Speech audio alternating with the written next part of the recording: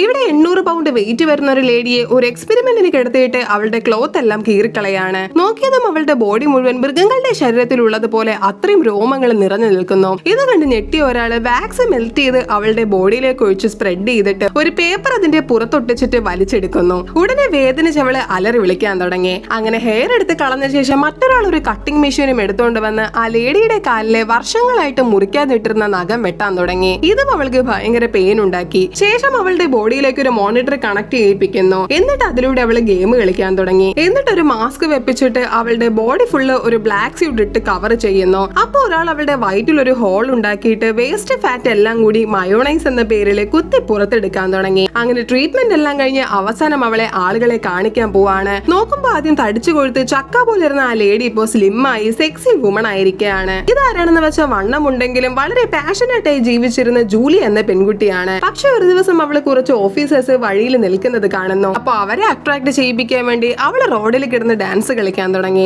പക്ഷെ വണ്ണമുള്ളത് കൊണ്ട് അവർക്കാർക്കും ജൂലിയെ ഇഷ്ടപ്പെട്ടില്ല. ശേഷം അവള് കുറച്ച് ഫയർ ഫൈറ്റേഴ്സിനെ കണ്ട് അവരെ അട്രാക്ട് ചെയ്യാൻ വേണ്ടി പോയതും അവൾക്ക് നേരെ വാട്ടർ സ്പ്രേ ചെയ്ത് ഓടിക്കുന്നു. അതിനുശേഷമാണ് അവൾക്ക് ഈ വണ്ണം ഒരു കുറവാണെന്ന് മനസ്സിലാക്കി ബോഡി ട്രാൻസ്ഫർമേഷൻ ചെയ്തത്.